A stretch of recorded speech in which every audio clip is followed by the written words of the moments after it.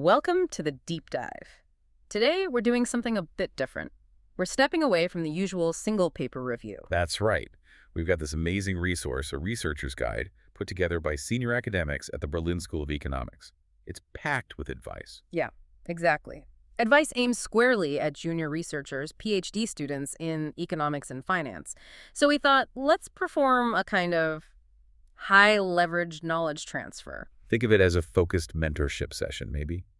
Our mission today is to distill that wisdom, cut through the noise, and give you, the listener, a conceptual roadmap. A roadmap for navigating those early career years, focusing on, well, rigor, efficiency. And sustainability, which is key in these demanding fields. We're basically structuring this around the whole research life cycle, Yeah. from discovery all the way to getting published. Okay, let's dive in right at the start then. Discovery. Choosing a topic. The guide frames this as maybe the most critical decision you'll make. Absolutely. And their angle is interesting. They argue success isn't really driven by chasing what's hot right now. No, it's more personal than that. They say you need to ask yourself, what is the fire that burns in you? It's a powerful metaphor, isn't it? It really emphasizes that intrinsic motivation over just strategic positioning. They're pretty blunt about it too. They are. They say if you pick a topic just because it seems useful or timely, but you're not genuinely fired up about it, the papers will likely be, and this is a quote, mediocre only. Wow, okay. So no faking it till you make it on the topic choice. Not really. I mean, think about it. Getting a top paper published might mean surviving, what, 2 years of revisions? Maybe 30, 40 rejection cycles? Oof, yeah. You just can't sustain the energy for that kind of slog if the initial spark isn't real. That passion has to carry you through the inevitable down times. That really highlights the cost of getting the topic wrong. It sounds incredibly high. And speaking of costs, they bring up project management using this idea of sunk costs. Exactly. This is tough advice for junior researchers, I think. Yeah. But they say, look, if a project is just poorly conceptualized, or you put effort in and it's clearly going nowhere, You have to cut your losses. you have to be willing to end it. That time, that effort, it's gone. It's a sunk cost. Pouring more time into it won't bring it back. But there's such pressure to finish what you start, especially early on. There is, but the guide reframes it. They see cutting bait early on, a dead-end project, as, well, the ultimate act of efficiency. It frees you up for something better. Okay, that takes real discipline. And maybe confidence you don't always have when you're starting out. How do you even know if a topic is good enough or if an idea has legs? Right, which leads directly to the next big piece, Yeah. the foundational work, reading.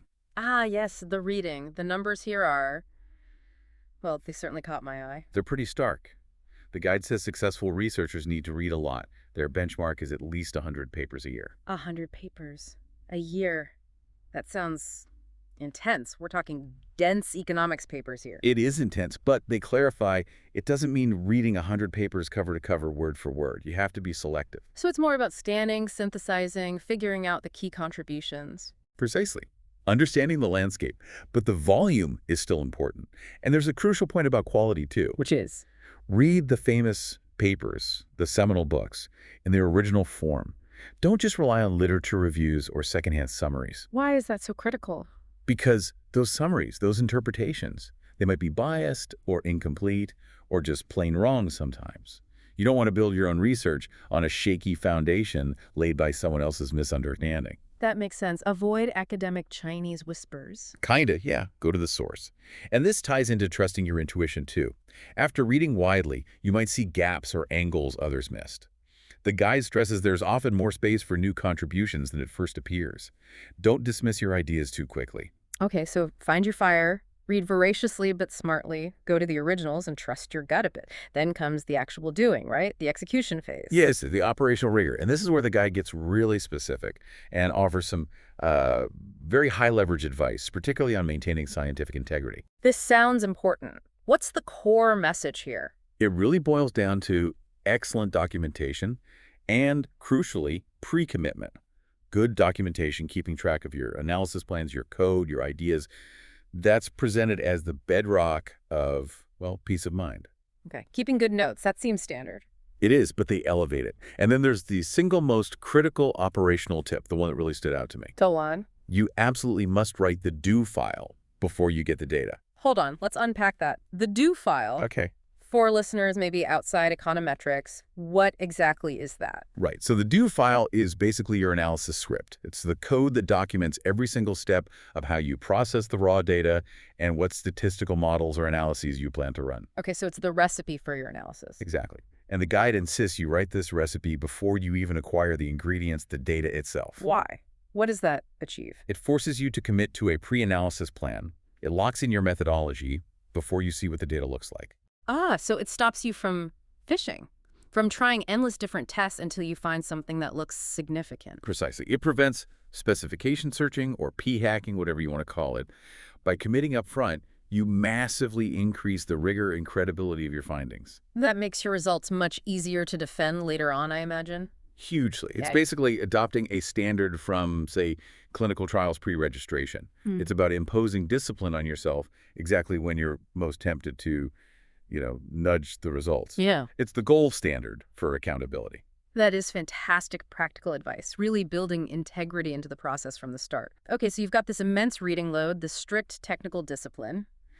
How do you avoid just completely burning out? Yeah, that's the other side of the coin, isn't it? The guide spends a good amount of time on this, on work-life balance. Which can feel like a luxury in academia sometimes. But they argue it isn't a luxury. It's essential for long-term productivity. They're very clear. Draw boundaries between work time and non-work time. Protect your leisure time, your sleep. Get some exercise, have hobbies. Absolutely. Take long walks, keep up hobbies. They frame it as a marathon, not a sprint.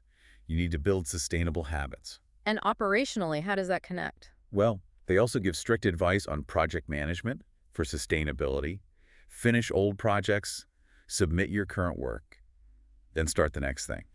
So avoid having too many things spinning at once. Exactly. Prevent that project bloat that just makes you feel constantly overwhelmed and behind. Focus is key. Okay, so we have this picture of sustained, rigorous solo work, but academia isn't purely solitary, is it? There's a whole social dimension. Absolutely critical. Yeah. And the advice here is start building that social infrastructure, your network, from day one. Day one of the PhD. Day one, connect with your fellow PhD students, talk to faculty, engage with visiting researchers. Don't wait. And they emphasize looking beyond your immediate niche too, right? Yes, very much so. Talk to researchers outside your specific field, even outside your discipline if possible. It exposes you to completely new ideas, different ways of thinking, and helps you understand the broader academic norms. That's smart. Prevents you getting stuck in an echo chamber. What about presenting your work? Getting feedback? Definitely important. Present your ideas early, internally, like in departmental seminars, to get that initial feedback. But there's a strong caution about external presentations. Oh, what's the tip there? They strongly advise, try never to present your work externally, like at a big conference, before you have a solid draft paper ready. Why so strict? Because presenting a half-baked idea to a wide audience can really damage your credibility long-term. First impressions matter. When you do present externally, make sure the talk focuses squarely on your contribution. Not just a big literature review. Right. Acknowledge the literature, sure, but don't spend 10 slides on it. Get to your research question, your methods, your results quickly and clearly. That's what people came to hear. Good advice. And what about collaboration, working with others? Crucial. Choose your co-authors wisely. Pick people you genuinely trust and, ideally, enjoy working with, because you'll be spending a lot of intense time together. Makes sense. Like choosing a long-term travel partner. Kind of, yeah. And critically, especially early on, try to collaborate with a variety of people if you can. Why multiple collaborators? It's not just about increasing output, it's about learning.